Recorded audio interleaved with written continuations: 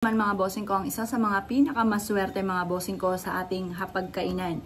Kung kayo po mga bossing ko ay isa sa mga nagnanais na lumebel up ang swerte po niyo mga bossing ko, sa darating na 2025 Year of the Snakewood mga bossing ko, ay mainam na subukan niyo po itong ilagay sa inyo pong hapagkainan kung saan kayo nakain or kaya po sa may center table po ninyo. Ang bigas mga bossing ko ay nag-a-attract ito ng kasaganahan.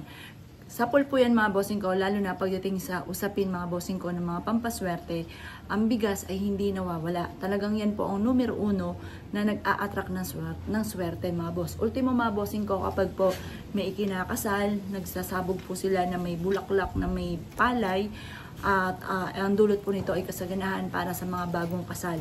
Ganon din po yung mga unang pasok sa bahay or kaya po sa inyo pong negosyo para mas maging masagana or maging mabentang inyo pong negosyo mga bossing. Ang bigas ay hindi nawawala. Sa pool po yan, napakaswerte po ng dulot po niyan.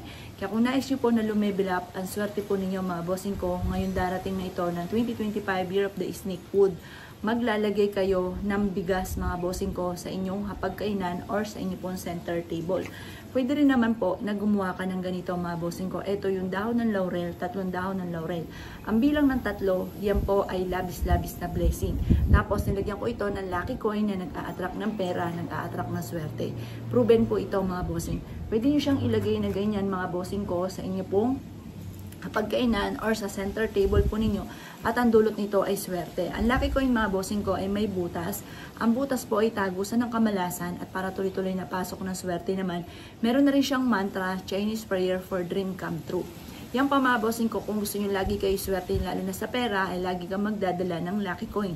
Kung gusto nyo na magkaroon ng mabisang proteksyon at lahat ng mga wishes po ninyo ay matupad, ito po, magdadala ka ng dahon ng laurel. Ito po ay napaka-epektibong pamamaraan. Itong sangkap na ito, lucky coin, dahon ng laurel, at ganoon din ang bigas na ilagay po ninyo sa hapagkainan po ninyo. Ito nga po mga boss, matapos ko itong i-video mga bossing ko, ay iiwanan ko na ito dito mga bossing ko sa terrace namin. Dahil lahat po ng lugar po namin, nilalagyan ko ng mga pampaswerte. Sa harapan ng bahay namin lalo na, ganoon din po sa salas, sa kusina, lahat po mga boss. At ganoon din syempre habang tayo natutulog, para magkaroon tayo ng mabisang proteksyon. Ngayon pa mga bossing ko, kung ikaw ay isa sa mga naniniwala sa mga ganitong mga pamamaraan, subukan niyo po ito. Napaka-epektibo nitong pang-attract na swerte, lalo na sa pera at kasaganahan para sa buong pamilya.